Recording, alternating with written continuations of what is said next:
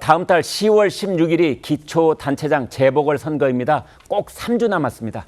호남 대전 이렇게 불러도 무방할 정도로 호남을 둘러싼 신경전이 점점 더 거칠어지고 있습니다. 조국 혁신당이 호남에 사활을 걸면서 민주당과의 관계가 우군에서 적군으로 돌아서는 건 아니냐, 뭐 이런 얘기까지 나올 정도입니다. 어제는 발언 수위가 점차 올라가면서 일부 당직자 사퇴 요구까지 번졌는데요. 최재원 기자. 예. 갈수록 심해지는군요. 네, 맞습니다. 그 경쟁이 굉장히 치열해지고 있고요. 지금 조국혁신당과 민주당 너나 할 것 없이 영광과 곡성에 직접 이제 내려가서 선거 활동을 돕고 있습니다. 선거 유세를 하고 있는데 어제 그 조국혁신당의 황현선 사무총장이 본인의 SNS에다가 이런 말을 했습니다.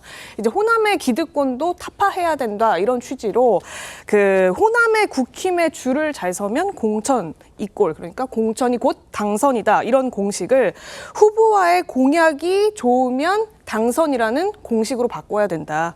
그러니까 뭐 줄 잘 서는 호남의 기득권들에게 무조건 투표해서 당선시키는 이런 기존의 프로토콜 말고 이제는 이 지역을 위해서 좀 더 봉사하고 공약을 제대로 내는 나를 위한 후보에게 투표를 하는 그런 호남 선거가 되자 이런 취지의 주장이었는데요. 근데요, 그 지금 이야기 중에 호남의 국힘 이건 무슨 뜻입니까? 그러니까요. 이 호남의 국힘이라는 표현을 쓰면서 민주당을 지적해서 논란이 되는 겁니다. 아, 네. 그러니까 호남의 국힘, 이제 영남의 국힘처럼 사실상 호남의 기득권, 그러니까 기득권 정당이 민주당이라는 뜻에서 호남의 국힘 이렇게 비유를 한 건데요. 이런 네. 비유가 나오니까 민주당에서는 곧장 대단히 부적절한 언행이다라고 하면서 비판을 했고요. 여기에 또 그러니까 여기에 대해서 이제 황현선 총장은 결국에는 본인이 사과하고 일부 표현에 대해서는 취소하는 일이 있었는데 그 이후에 논란이 계속 지속되니까 혁신당 소속 의원은 그 지금 민주당에서 하는 공세가 혁신당을 향해서 올 것이 아니라 차라리 윤석열 부부에게 향해야 하는 것이 맞지 않느냐.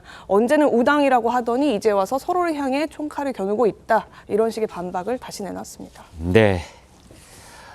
이제는 좀 그만하자. 뭐 이런 반응들도 나왔지만은 양당 지도부들 감정 싸움을 계속 이어갔습니다.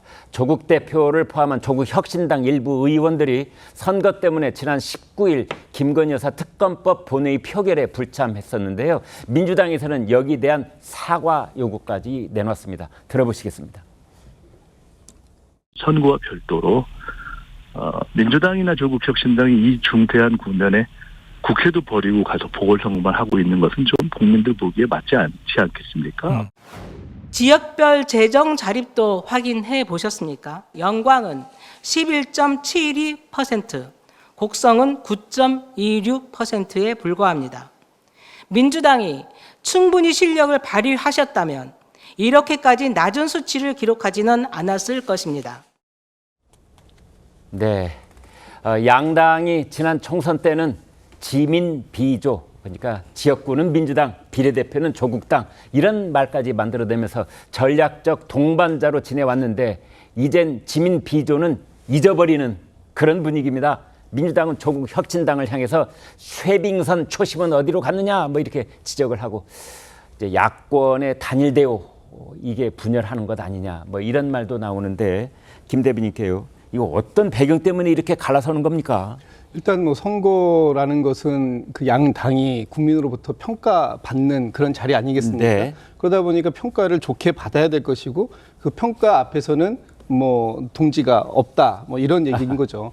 지민비조라는 것은 뭐 양당이 공이 만들었던 얘기는 아니고요. 네. 지난 4월 총선에서 조국 혁신당이 우리는 지역구에 출마를 사람들을 내보내지 않을 테니까 네. 비례에서는 그 지역구는 민주당을 찍으시더라도 지역구는 우리 조국 혁신당에게 표를 좀 주세요라고 해서 만들어 놓은 이제 구호였죠. 네. 저희 민주당은 또 민주당의 또 그 비례 정당이 있었기 때문에 뭐 민주당에서는 그런 걸 만들 이유는 없었다고 보고요. 지금 상황에서는 사실 조국 혁신당이 비례정당만으로 보면 어떻게 보면은 이제 사람으로 치면 팔다리가 없는 뿌리가 좀 부족한 그런 예. 상황이기 때문에 네. 그런 부분들을 조국 혁신당에서의 나름의 지지를 받고 있는 호남에서 뿌리를 좀 내리는 그런 그 시발점을 삼겠다. 이것을 통해서 다음번 지방선거까지도 계속해서 이 조국 혁신당의 입지를 좀 굳혀보겠다. 지역적 입지를 굳히겠다. 이런 지금 생각을 포석들을 가지고 있기 때문에 이런 것인데 사실 저는 뭐 이 부분이 때문에 앞으로의 이 관계가 완전히 틀어질 것이냐라고 본다면 네. 저는 그렇지는 않을 거라고 봅니다. 특히 부산 이번 지방선거 이번 재보궐선거에서도 부산 같은 지역에서는 지금 서로 경쟁하고 있지만 아직 시간적 여유가 좀 있긴 하기 때문에 충분히 단일화의 논의도 해볼 필요는 있겠다. 어차피 지금 양당이 공의 목표로 하는 것이 윤석열 정부에 대한 견제를 보다 좀 잘해보자. 그걸 더 잘할 수 있는 당은 저희 당이에요라는 것을 국민 여러분들께 유권자 여러분들께 어필하는 시간이기 때문에 지금의 경쟁은 좀 불가피한 측면이 있다 이렇게 보여집니다. 네, 최 국장님 이제 민주 조국 혁신 양당이 호남에서는 치열한 경합을 벌이는데 영남권 특히 이번에 뭐 부산에도 보궐선거가 있는데 네. 거기서는 전혀 다른 모습이라고 그래요. 그렇죠. 이거는 이제 이 경쟁 양상입니다. 네. 그러니까 무슨 얘기냐면 사실 호남에서 이제 특히 영광군수의 경우 경쟁이 치열한데 네. 거기서 그 민주당과 조국혁신당이 경쟁한다고 해서 네. 국민의힘이 후보가 어부지리를 얻을 가능성 없죠. 예.